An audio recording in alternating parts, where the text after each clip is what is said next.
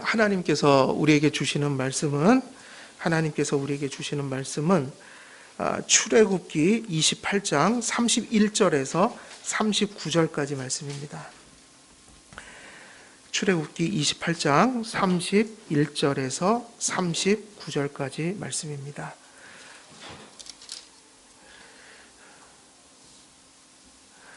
제가 봉독해 드리도록 하겠습니다. 너는 에봇 받침 겉옷을 전부 청색으로 하되 두 어깨 사이에 머리 들어갈 구멍을 내고 그 주위에 갑옷 깃같이 깃을 짜서 찢어지지 않게 하고 그 옷 가장자리로 돌아가며 청색, 자색, 홍색 실로 성류를 수놓고 금방울을 간격을 두어 달되 그 옷 가장자리로 돌아가며 한 금방울, 한 성류, 한 금방울, 한 성류가 있게 하라.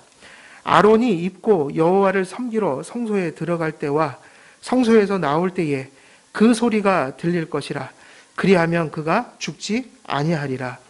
너는 또 순금으로 패를 만들어 도장을 새기는 법으로 그 위에 새기되 여호와께 성결이라 하고 그 패를 청색끈으로 관 위에 매되 곧 관 전면에 있게 하라.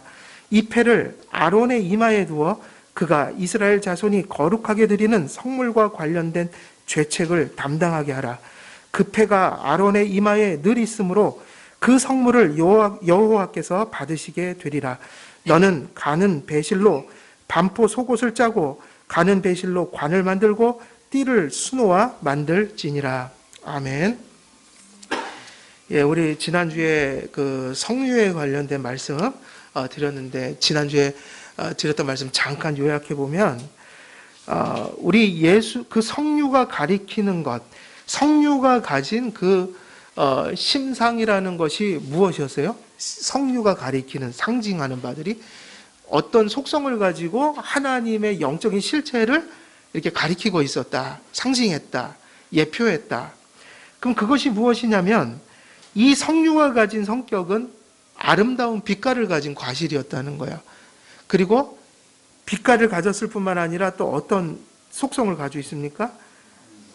맛이 있었고 향이 있었다. 그리고 그 성류라는 것 자체가 어떤 자양분을 가지고 있어서 사람의 생명활동에 유익을 주는 그런 영양분으로 가득 차 있다는 거예요. 이 과일이 어디서 사실은 등장하는 과일입니까?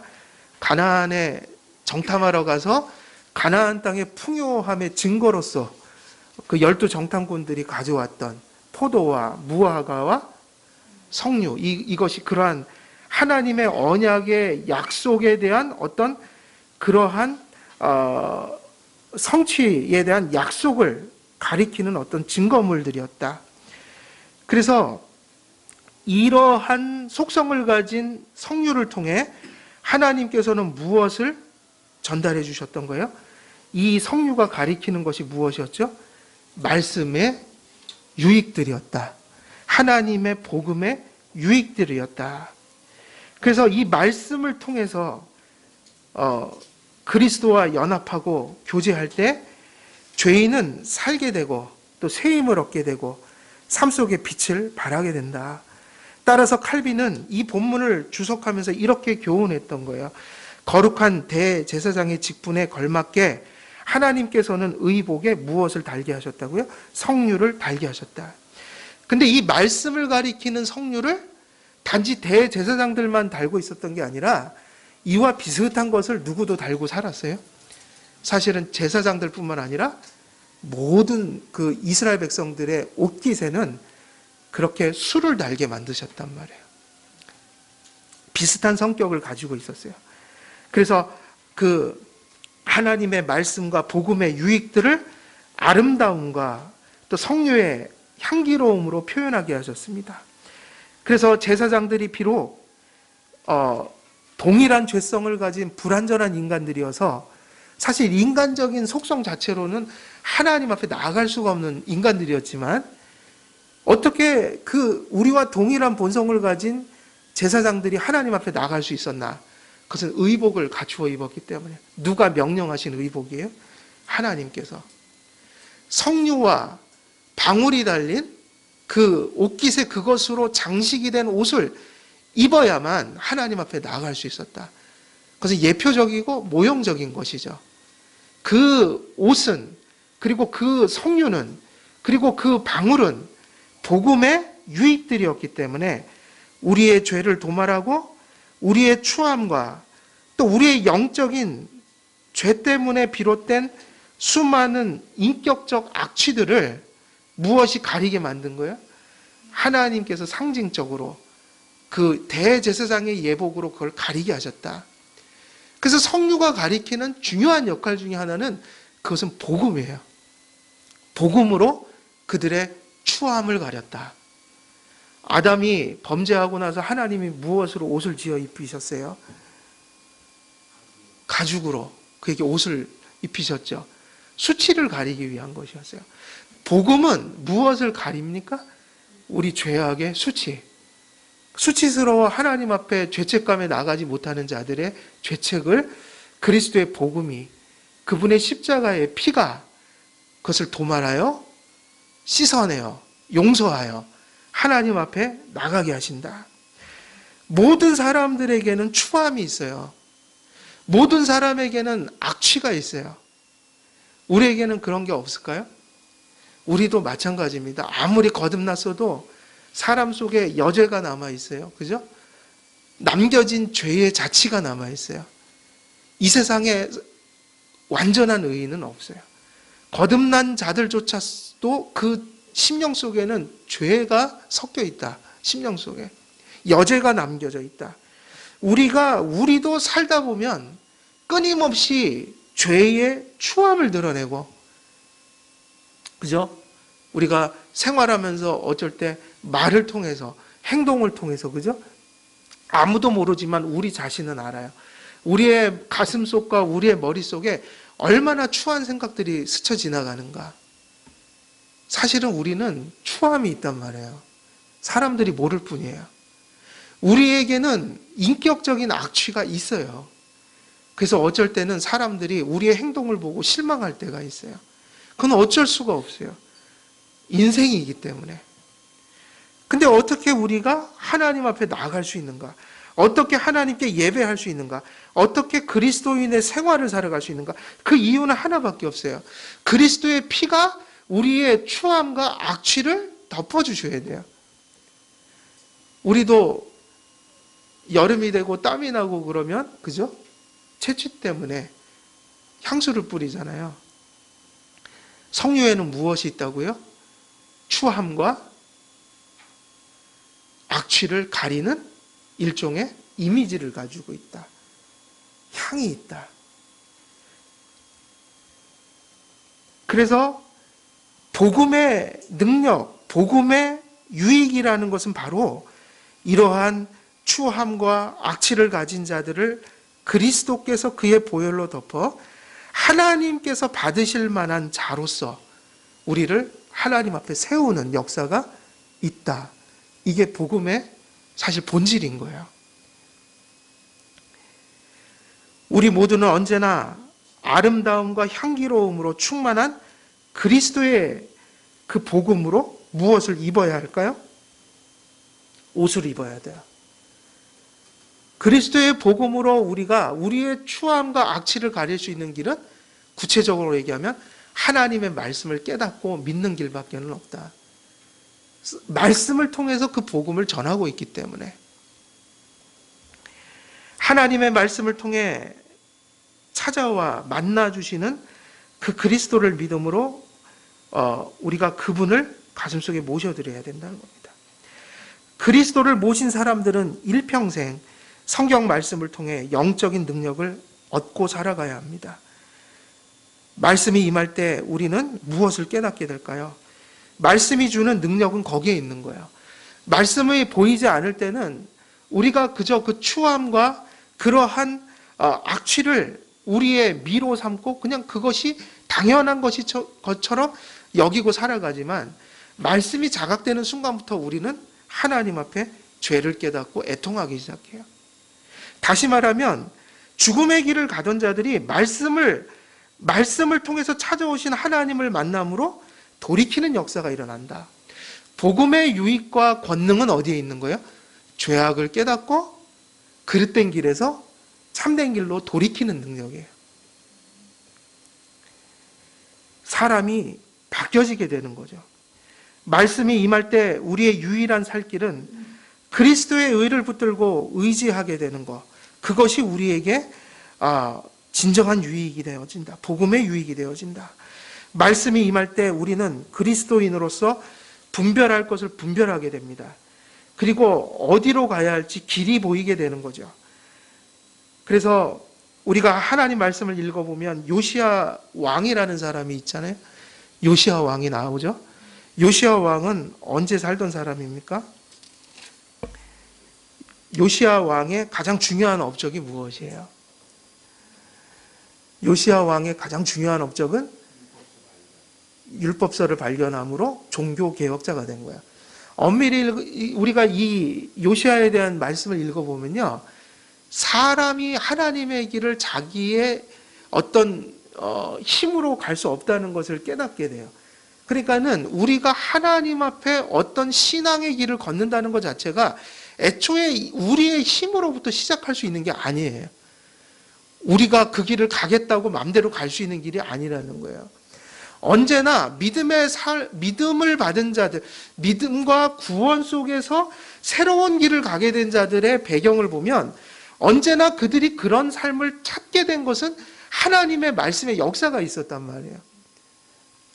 요시야 왕도 둘 중에 하나의 삶을 살았겠죠. 수많은 이스라엘 왕들의 그 이력은 이렇게 끝나요. 하나님 앞에 우상 숭배하고 제 뜻대로 살고 그러다가 망했다. 그것이 역대 지략에 기록되어 있더라. 하나님이 그들을 어떻게 징계하셨는지. 그런데 요시야 왕도 똑같은 거예요. 그의 역사는 두 가지로 쓰일 가능성이 있었어요. 제멋대로 살다가 이스라엘 나라를 망치고 죽었다. 그렇게 쓰이든지. 근데 요시야는 그렇게 쓰여 있지를 않아요. 그래도 하나님과 동행을 한 왕으로 기록이 되어 있어요. 그게 그의 이력이었어요. 근데 그 이력은 이런 인생을 살 수도 있고 저런 인생을 살 수도 있는 우리 인생사에 그런 이력을 남기게 된 것은 무엇 때문이었어요? 그건 한 가지 때문이었어요. 그것도 하나님의 섭리 속에서 자기의 어떤 노력으로 일어난 사건이 아니라 생각지도 않았던 사건을 통해서 일어난 것이었어요. 그게 무엇이었냐면 아까 말씀하신 대로 율법서가 성전에서 발견돼 버린 거예요. 요시야가 유다 땅과 예루살렘에 보이는 그 신접한 자와 점쟁이, 드라빔과 우상과 모든 가증한 것을 다 제거하였으니 이 큰 대제사장 hil기야가 여호와의 성전에서 발견한 책에 기록된 율법의 말씀을 이루려 함이라. 그러니까 무슨 일이 있었던 거죠? 유다 왕 요시야는 구약 시대의 무엇과 같은 사람이에요. 오늘날로 따지면 우리가 교회 역사에서 따지면 요시야는 칼빈이나 쯔빙글이나 불린거와 같은 일종의 종교 개혁자예요. 이스라엘의 종교를 개혁한 사람이란 말이에요. 그의 인생 전후는 무엇으로 결정이 되어져 가는 걸까요? 그의 인생의 그 향후가 무엇으로 결정이 났다고 성경에 기록이 되어 있어요? 아까 읽었던 그 말씀에 보면 성전에서, 여호와의 성전에서 뭐가 발견됐다? 여호와의 율법이 발견됐다. 요시야라는 그 왕의 삶의 향방은 사실은 발견된 말씀 때문에 뒤바뀌어져 버린 거라. 요시야가 재위한 지 18년, BC 622년에 무엇이 발견됐다고요? 이스라엘이 얼마나 악한 나라가 된 거예요? 얼마나 타락해버린 거예요? 여호와의 성전에서 여호와의 율법이 사라져버린 거예요. 하나님께서 이스라엘의 왕을 세우실 때 조건이 있었죠. 항상 말씀을 옆에 두고 필사하고 그것을 읽어야 한다. 묵상해야 된다. 그리고 그 말씀을 따라 언약을 따라 이스라엘을 통치해야 된다. 그런데 율법책이 사라져 버렸어요. 성전에서. 없어져 버린 거예요. 다시 말하면 유대의 임금들이 하나님의 말씀을 버린 거예요. 버리는 것을 넘어서서 그 말씀을 소멸하기까지 한 거예요. 근데 그 말씀이 어떻게 된 거예요?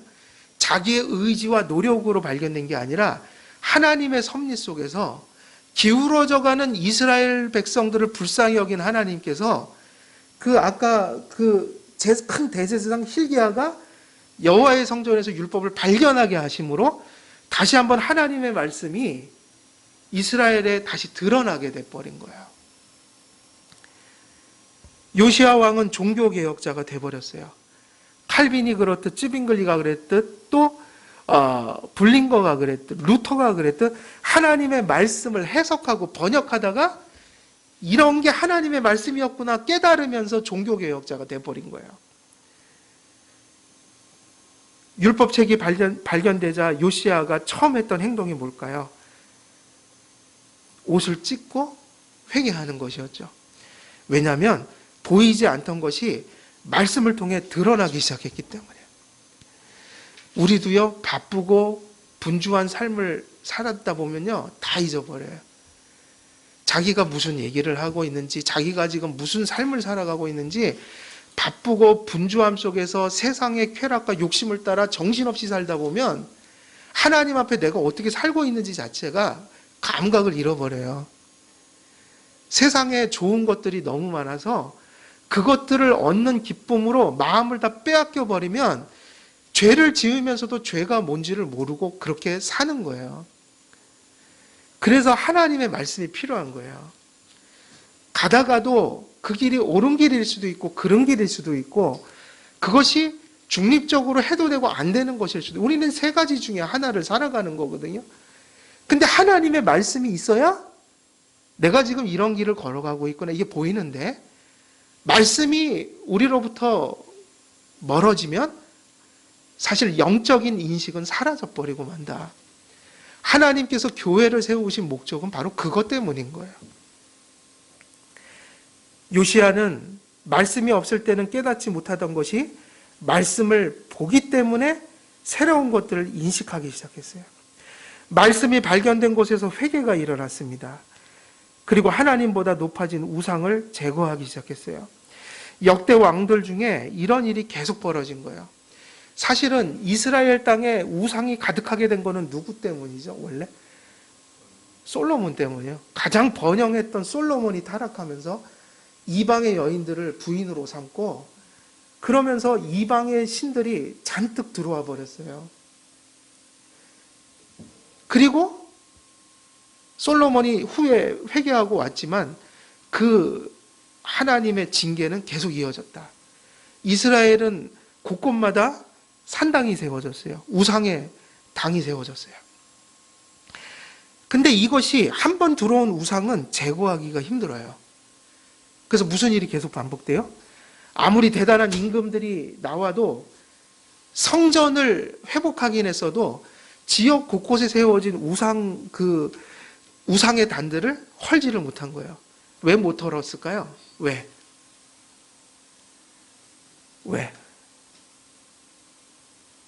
왜 그것을 제거하지를 못하는 거예요, 왕들이?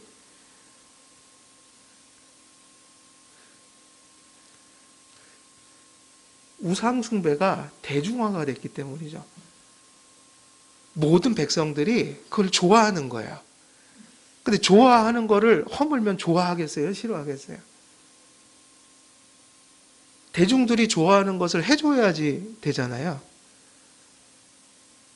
이스라엘 왕들은 이미 우상숭배가 대중화가 돼버렸기 때문에 일반 백성들은 그걸 의지하고 살아가는 데까지 썩어졌어요. 신앙이. 그러니까 그거를 헐면은 부정을 탄다고 생각할 거 아니에요. 소위 말하면. 그러면 정치적으로 불리해져요.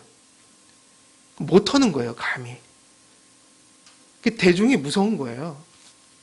기독교는 대중적인 기독교가 되면 안 돼요. 말씀적인 기독교가 돼야 되지. 그래서 성전을 회복하는 일은 있어서도 거의 모든 왕들이 시돈의 아스다롯과 모압의 그모스와 암몬의 밀곰 신전을 부셔버리지를 못했어요. 근데 누가 그것을 부셔버린 거예요? 그러니까 요시야가 대단한 사람이죠. 아마 이스라엘 그 역사 속에서 이 정도의 개혁은 없었을 거예요. 히스기야도 성전만 깨끗하게 했어요. 산당을 제거하지 못했어요. 그의 개혁은 북왕국까지 미쳤어요. 북왕국이 아수르에 먼저 망하죠. 유다는 바벨론에 나중에 망하잖아요. 근데 먼저 아수르를 통해서 북왕국이 망했어요. 그리고 아수르는 주변 정세가 막 위태로워지자 관심이 어디로 간 거예요? 여기까지 미치질 못할 때 이스라엘 땅에 아수르의 통치가 느슨해졌어요. 그때 누가 북이 이스라엘로 진군해요? 요시야가. 그래갖고 남북이 갈려 있었지만 사실은 유다의 왕인 요시야가 어디까지 들어가서 산당을 다 부셔버리는 거예요? 이스라엘 북왕국까지 들어가서. 유다 왕이 북왕국을 지금 개혁하고 있는 거예요. 놀라운 거예요. 그래서 그 때를 놓치지 않고 요시야는 에브라임 산지와 사마리아 지역에 나아가 느밧의 아들 여로보암이 베델에 세웠던 산당을 불사르고 아세라 목상을 다 부셔버렸어요. 어디 들어가세요? 유다 왕인데 북왕국에 들어가서.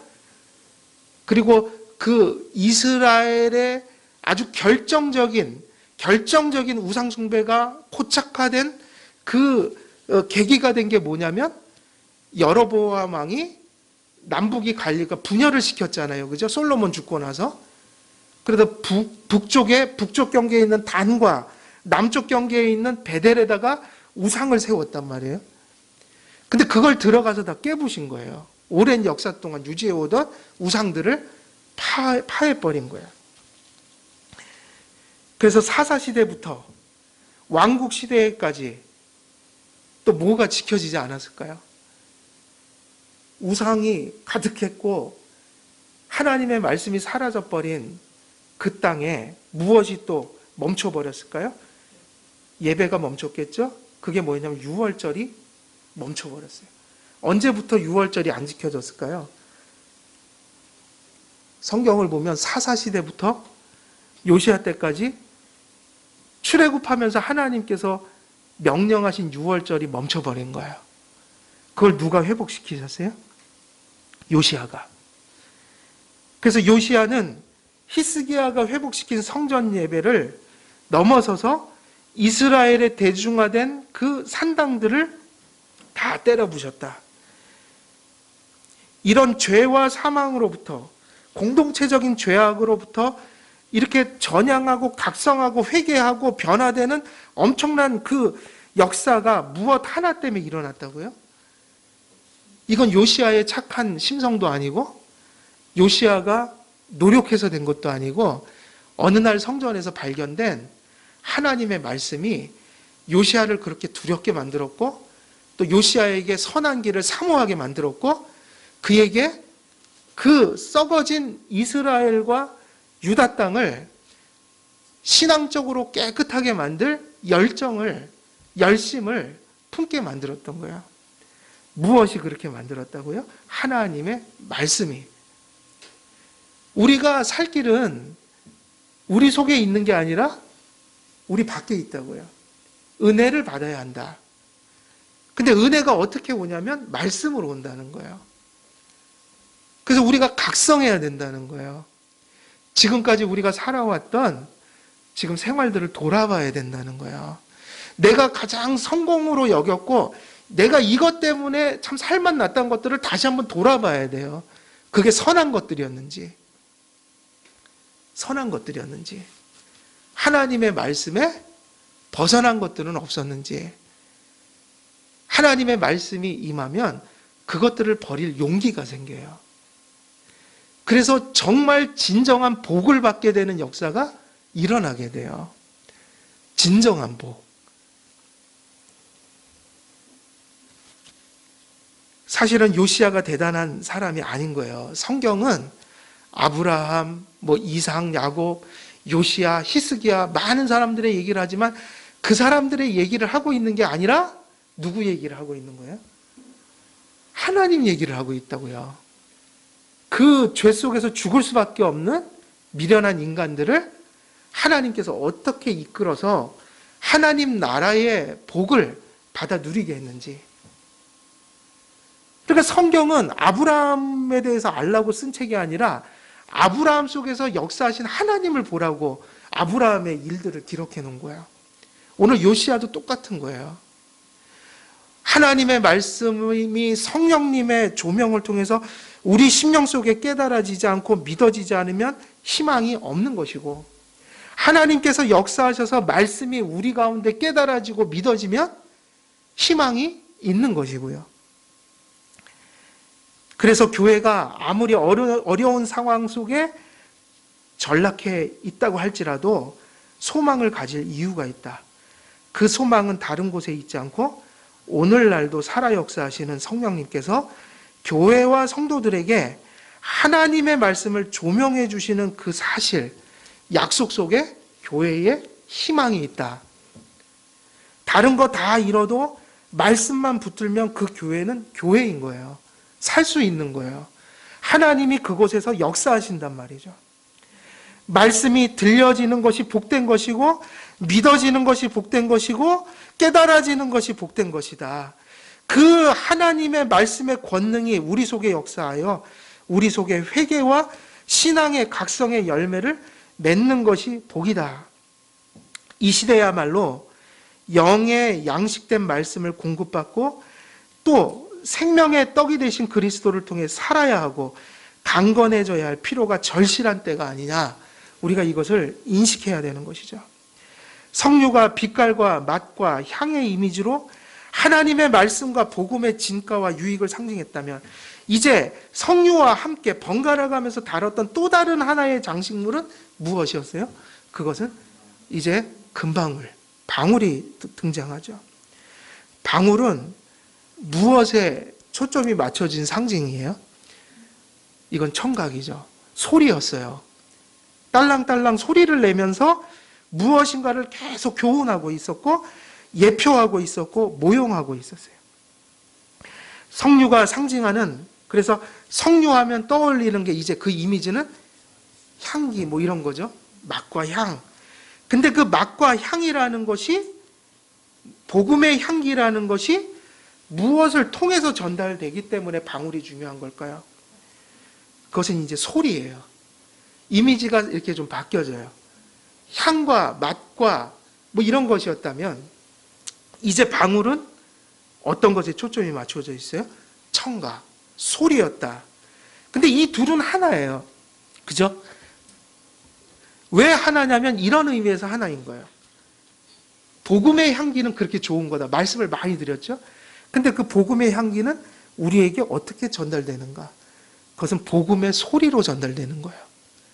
그 맛과 향과 우리를 강건하게 만드는 그 자양분이라는 것이, 영적인 자양분이라는 것이 복음의 소리를 통해서 들려진다. 교회의 머리 대신 그리스도의 향기가 온 지체에 퍼지고 세상에 퍼지게 되는 것은 무엇이 온 세상에 들려질 때 가능한 거예요? 복음의 소리가 온 세상에 들려질 때 가능한 것이다. 복음의 소리를 들려줌으로 그리스도의 향기를 전하게 하신 것은 하나님께서 정하신 뜻에 따른 것이었습니다. 그래서 복음 선포, 복음을 전하는 일, 이것은 인간이 패할 수 없는 하나님이 정하신 주님의 나라가 이제 완성될 그 종말의 때까지 변함없는 수단으로 우리에게 주어져 있는 거예요. 왜 그렇게 역사 속에, 교회 역사 속에 교회는 외부적으로는 핍박이고 내부적으로는 스스로 부패해서 생명이 간들간들할 때가 많았지만 하나님께서 교회를 죽이지 않고 그렇게 살리시는 이유가 뭐겠어요? 그것은 복음 선포 때문인 거예요. 방울들은 이 말씀의 음성, 계시와 말씀의 선포에 대한 상징이었다는 것을 우리가 이제 주목해야 합니다. 그래서 바울은 복음의 소리를 내는 것과 그리스도의 향기를 이렇게 연결지어 선포했죠. 고린도 후서 2장 14절에서 16절을 보면 이렇게 나와 있어요. 항상 우리를 그리스도 안에서 이기게 하시고 우리로 말미암아 각처에서 그리스도를 아는 냄새를 나타내시는 하나님께 감사하노라. 우리는 구원받는 자들에게나 망하는 자들에게나 하나님 앞에서 그리스도의 뭐다 그랬어요? 향기니. 여기서 사도 바울이 이야기한 그리스도의 향기라는 것은 어디로부터 오는 거예요? 그것은 복음으로부터 오는 것이란 말이에요.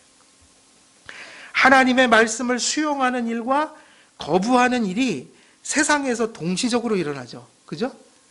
항상 교회는 말씀을 전했고, 그러나 그 반응은 몇 가지예요. 그러니까 복음 선포에 대한 두 가지 반드시 필연적으로 나타나는 반응은 몇 가지죠? 두 가지예요. 무엇일까요? 하나는 수용하거나 하나는 거부하는 것이다. 그래서 그것은 있을 수밖에 없는 일이에요. 말씀을 수용하는 자들에게는 구원이란 통로를 통해 하나님의 영광이 드러나는 거예요. 그러니까 말씀을 수용하게 하심으로 거기서 누가 영광을 받게 하셔요? 하나님이요. 근데 우리가 전한 말씀은 반드시 거부될까요? 거부되지 않을까요? 일부 사람들에게는. 거부가 되는 게 정상이 아니에요? 그죠? 그러면 하나님의 말씀을 거부했다. 그 거부라는 것을 통하여서는 하나님이 영광을 못 받으실까요? 아니요. 수용을 해도 영광을 받으시고 거부를 해도 영광을 받으세요. 근데 여기에는 대가가 있어요. 수용하는 자들에게는 구원이라는 것을 통해서 하나님의 선하심을 경험케 함으로 하나님께 영광을 돌리게 하고, 하나님의 말씀을 거부하는 자들에게는 무엇이 따라옵니까? 심판. 심판하심으로 하나님의 어미를 드러내심으로 동일한 영광을 받으세요. 하나님은 거부하든 받아들이든 영광을 받으시는 분입니다. 그러나 그 복음을 듣는 자들의 입장에서는 구원을 통해서 영광을 돌려야지 심판을 통해서 영광을 돌리는 것은 너무나 비참한 것이에요. 이 이치는 출애굽기에서 너무나 분명하게 나왔어요. 애굽에서 이스라엘 백성이 탈출할 때에 이스라엘 백성은 홍해를 갈라 구원하심으로 영광을 돌리게 했고, 하나님의 말씀을 강팍하게 거부했던 애굽의 백성들은 홍해의 수장됨으로 심판을 통해서 하나님이 이런 분이라는 걸 똑똑히 배웠다고요. 중요한 것은 하나님을 거부하든 받아들이든 하나님은 영광을 빼앗기는 분이 아니에요. 그러나 우리들에게 있어서는 구원을 통해서 영광을 돌려야 되는 거예요. 심판을 통해서 영광을 돌리는 것은 그건 비참한 거예요. 말씀이 그렇게 이야기를 한다면 말씀이 선포되는 곳마다 무슨 일이 벌어지는 걸까요? 말씀이 선포되는 곳마다 무슨 일이 벌어지고 있는 거예요? 하나님의 영광이 드러나고 있다. 그게 하나님께서 말씀을 선포하게 하시는 목적인 거예요. 어찌되었든 중요한 것은 이겁니다. 대제사장의 성류와 방울 소리를 통해서 그 언약의 백성들에게 하나님이 가르쳐 주고자 했던 것, 그들을 위로하고 그들에게 기쁨을 주고자 했던 부분은 이 부분이에요. 어찌되었든 성도들은 복되다라는 것이에요. 왜? 하나님의 성품의 선하심과 그의 권능을 심판이 아닌 어디 안에서 경험하게 한다는 거예요. 성도들은 구원 안에서. 그래서 그 영광이라는 것이 감사 속에서 하나님께 돌려질 수 있도록 하신 것, 이것이 큰 은혜인데, 이것이 무슨 소리를 통해서 택한 백성들의 심령 속에 나타나는 거예요? 복음의 소리, 그죠? 방울 소리. 복음의 소리 없이는 죄인에게 은총이 확보될 수 없기에 복음의 소리가 들려질 때만이 그리스도의 향기가 드러난다는 점을 기억해야 한다는 것이죠. 그래서 칼빈은 성류와 방울에서 나타나는 그 냄새와 소리의 비유가 자연히 우리를 영광스러운 은혜의 복음 전파로 인도한다고 그렇게 얘기했어요. 그러니까 칼빈은 매튜 헬레와 같은 그런 주석가들은 이 성류와 함께 방울 소리를 무엇으로 연결한 거예요?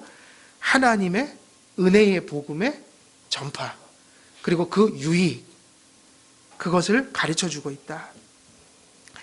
실제로 구약의 대제사장들도 겉옷의 아랫자락 주위에 성류와 방울을 달고 그 방울의 소리가 실제로 들려질 때만 무엇이 가능했죠? 하나님 앞에 나가는 것이 가능했고, 그 앞에 나가서 봉사하는 게 가능했고, 그러면서 그 성전의 영광을 누리는 일들이 가능했단 말이에요. 심지어 이러한 의복의 조건을 갖추지 못하거나 방울에서 소리가 나지 않는 경우에 대제사장은 어떻게 되는 거예요? 성전에 들어가는데 방울을 달지 않고 들어갔거나, 방울이 소리를 내는 그런 기능이 망가졌거나, 그래서 소리가 들려지지 않는 경우가 생기면 무슨 일이 벌어지는 거예요? 대제사장이 즉사를 하게 돼 있었다고요. 그럼 왜 이렇게 하나님께서 이런 방울 소리가 들리지 않으면 제사장이 죽거나 아니면 죽어 있는 상태를 표현하는 거죠. 왜 이렇게 하셨는가? 엄하게.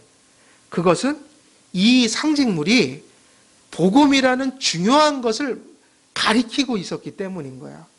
주님께서, 예수 그리스도께서 오셔서 그 성류와 금방울이 가리키던 그 실체, 그리스도와 그의 복음이 이 땅에 성취되기 전까지 구약 백성들은 이런 모형을 통해서 그리스도를 바라봐야 했기 때문에 주님이 오시기 전까지는 이것들이 멈춰서는 안 되겠죠. 그러니까 이런 것이 멈출 때 하나님은 죽였던 거예요. 너무너무 중요한 것을 가리키기 때문에 그것이 없이는 하나님을 섬길 수 없도록 그렇게 제도와 형식 속에, 구약 속에서 그렇게 묶어놨던 거죠.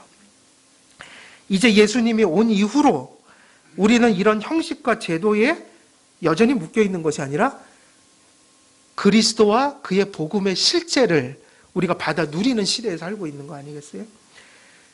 성류와 방울, 그리고 그 방울 소리가 나타내는 바는 오늘에도 본질에 있어서 다를 바가 없습니다.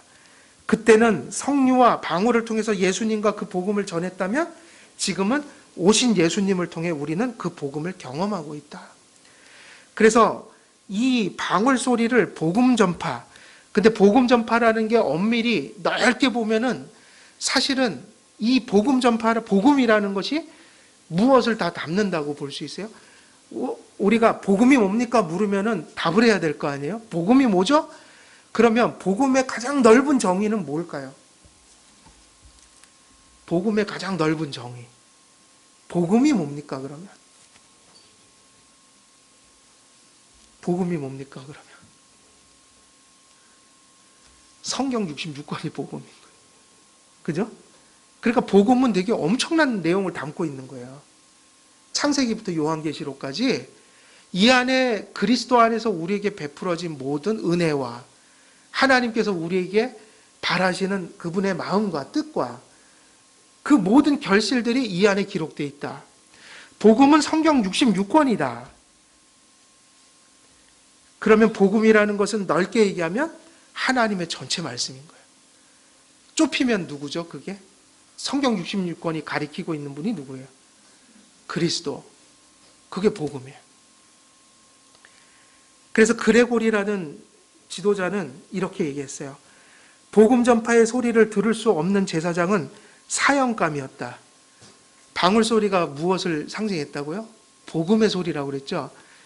그러니까 제사장의 역할은 무엇을 하는 거예요? 말씀을 전하는 거라고요. 그리고 그 말씀을 시행하는 거라고요. 그리고 백성들을 누구에게로 데려가는 거예요? 하나님 앞으로 이끌어가는 게 제사장이었어요.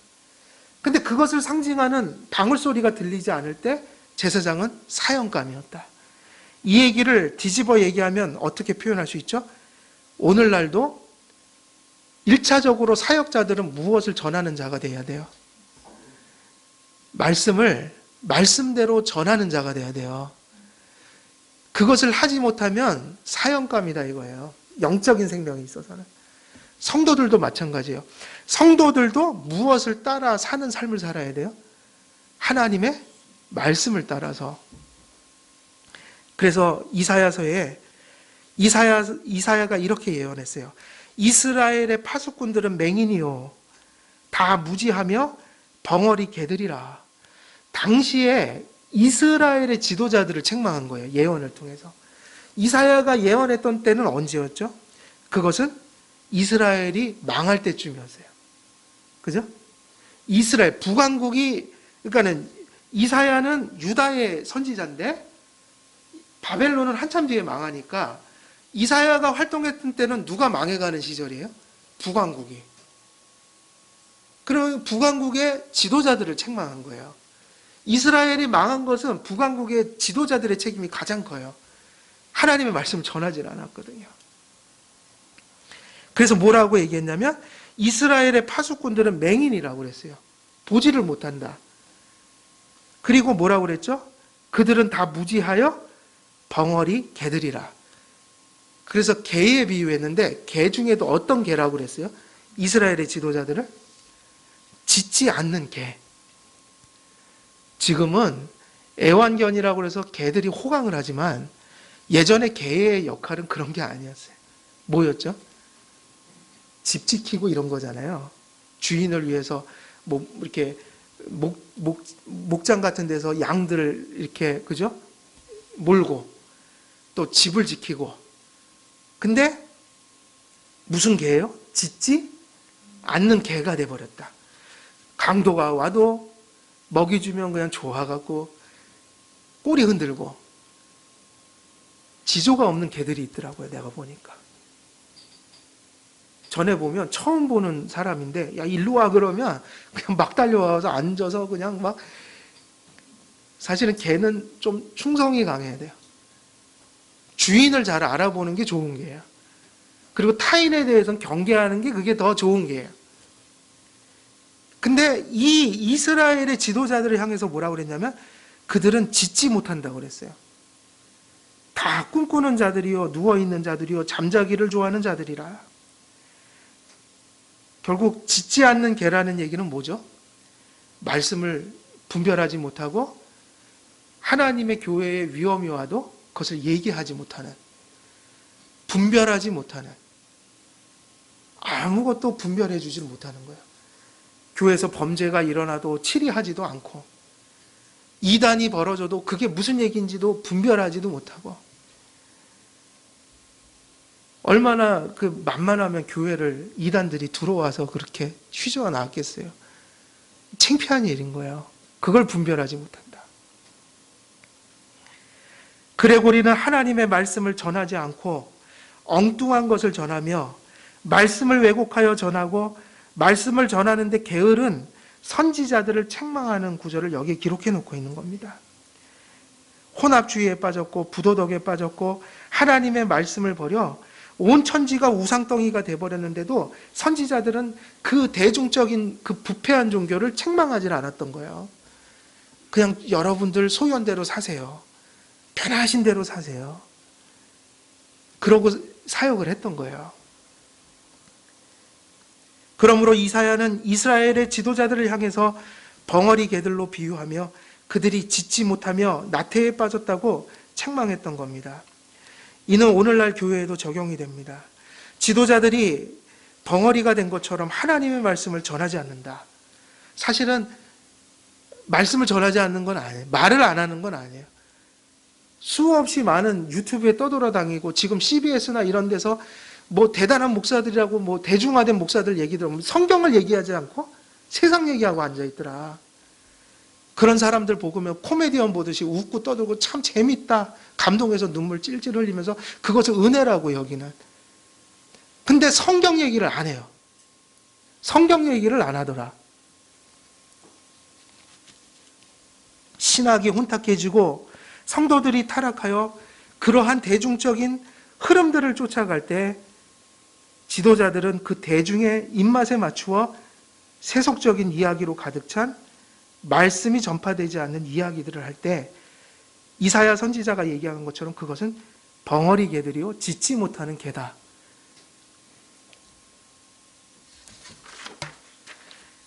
짖어야 도둑이나 강도로부터 집을 지킬 수가 있고 부지런히 잘 짖어야 하나님의 양떼들을 주인께 원하시는 대로 몰아갈 수 있는 것이죠. 목장에 가면 개들이 이리저리 뛰어다니면서 양떼들을 몰아대는 모습처럼 사역자들은 그런 모습으로 살아야 되는 것이죠. 성도들 역시 하나님의 말씀을 분명히 듣고 그것에 대한 분별력 속에서 자신의 삶을 영위해 가야 하는 것이죠. 말씀이 마음속에 없는 성도는 성도일 수가 없고 말씀을 말씀대로 전하지 않는 사역자도 주님의 사역자일 수는 없는 겁니다. 그리고 간판을 아무리 멋지게 걸었어도 말씀의 털을 갖추지 못한 교회는 진정한 사도적 교회가 될 수가 없는 것이죠. 성도도 사역자도 교회 전체도 대제사장의 옷자락에 달린 성류와 방울이 의미하는 바를 지니고 있지 못하면 하나님 앞에 나아갈 수가 없다. 대제사장들이 성류와 방울을 달아야만 성전에 들어갔던 것처럼 하나님의 귓전에, 백성들의 귓전에 무슨 소리가 들려야지 사역이 진행되는 거예요? 방울 소리가. 우리도 그렇게 복음을 지니고 살아야 된다. 방울 소리 없이 하나님 앞에 나아갈 때 대제사장은 죽게 되거나 혹은 이미 죽은 것처럼 여겨졌던 것입니다. 성도들도 말씀을 마음속에 꼭 지니고 살아가야 합니다. 우리는 들음에서 오는 믿음만이 우리에게 그리스도의 의를 입혀준다는 점을 생각할 때 언제나 그리스도로 옷 입은 성도와 교회에게서 대제사장의 옷자락에 방울 그 소리가 울렸듯 복음의 소리가 들려질 수 있다는 사실을 늘 기억해야 되는 것이죠. 그래서 바울은 대제사장에게 그런 장식물을 달지 아니하였을 때 그들이 죽음을 당한다고 하나님이 경계하신 그러한 소리가, 그러한 내용들이 사도 바울이 고백한 그 말씀 속에 담겨져 있더라. 고린도전서 9장 16절을 보면 이렇게 기록되어 있어요. 고린도전서 9장 16절에는 뭐라고 기록되어 있냐면 내가 복음을 전할지라도 자랑할 것이 없음은 내가 부득불 할 일이라. 만일 복음을 전하지 아니하면 내가 무엇이 있다고 그랬죠? 내게 유명한 구절이잖아요. 복음을 전하지 아니하면 내게 뭐가 있을 것이로다? 화가 있을 것이로다. 이건 누구의 고백이에요? 바울이에요. 사실 다를 바가 없어요. 대제사장들이 성류와 방울에 장식을 달지 않고 그 의복을 갖추지 않고 성전에 들어가면 죽었던 것처럼, 회막에 들어가면 죽었던 것처럼 오늘날 그리스도의 사역자들과 성도들이 복음을 전하지 아니하면 우리에게 뭐라는 거예요? 그것이 화다. 전하는 것 이전에 생각할 게 있어요. 이 말씀이 이렇게 풀 필요가 있어요. 전하는 것보다 더 중요한 게 내가 말씀을 깨닫고 수용하고 살아가는 나의 삶이 있어야 된다는 얘기예요. 그것이 있을 때 자연스럽게 그리스도는 나타날 수밖에 없으니까 전한다는 것을 강조할 게 아니라 내 속에 말씀이 있어야 된다는 것을 강조해야 된단 말이에요. 바울이 고백한 말씀은 다른 말씀이 아니죠. 내 속에 하나님의 말씀이 거하지 않는다면 내게 뭐라는 거예요? 화로다 이거예요. 하나님의 말씀이 내 귀에 들려지지 않고 내 심령 속에 깨달아지지 않고 그 삶을 붙들고 살아가는 삶의 실제가 내 속에 없다면 그것은 화로다. 이렇게 고백한 거예요. 성도들과 사역자들은 언제나 하나님의 말씀을 지니고 살아야 한다. 말씀을 이제 맺으면 아론과 그의 후손들 가운데 나온 대제사장들은 그들의 겉옷에 붙어있는 부속물로 인하여 말씀과 증거의 수령자가 되었고 그것을 통해 백성들을 중재하는 중재자가 되었습니다. 이것이 대제사장의 가장 중요한 임무였고 정체성이었기 때문에 이 장신구를 착용하지 않은 채 또 방울이 소리를 내지 않는 상태에서 하나님 앞에 나아갈 때 그들은 즉사했던 것이죠. 사도 바울은 사도로서의 정체성을 말씀에서 분명히 인식했습니다.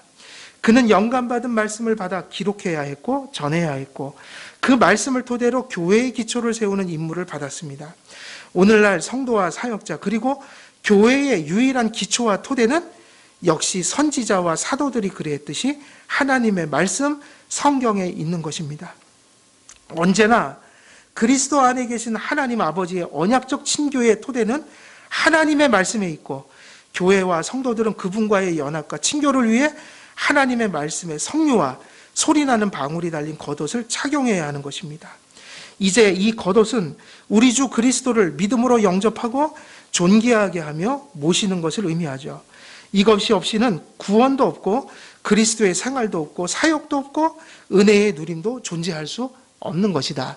이것이 오늘 본문이 우리에게 주시는 하나님의 영적인 교훈들인 것이죠. 우리 한길교회 모든 성도님들은 마치 대제사장이 그의 옷깃에 석류와 금방울에 장식물을 달고 하나님 앞에 늘 나갔던 것처럼 하나님의 말씀을 깨닫고 또 그것을 가슴속에 선한 믿음으로 수용하며 또 따르며 또 그 안에서 주시는 말씀의 은혜의 유익들을 생활 속에서 누리며 살아가시는 우리 모든 성도님 되시기를 주 예수 그리스도의 이름으로 축원드립니다. 기도하겠습니다. 살아계신 하나님 아버지, 오늘도 주의 말씀을 주시니 감사합니다. 들은 말씀처럼 우리의 심령 속에 말씀이 거할 수 있도록 성령님 역사하여 주시옵소서. 그 말씀을 꼭 붙들고 예배하게 하시고 그 말씀이 살아 역사하는 가운데 우리들이 생활할 수 있도록 역사해 주옵소서. 그래서 우리의 모든 삶을 통해 영광 받아 주시고 우리가 살아가는 삶 속에 복음을 누리는 그 누림이 있도록 하나님 큰 복을 내려 주시옵소서. 예수 그리스도의 이름으로 기도드리옵나이다. 아멘.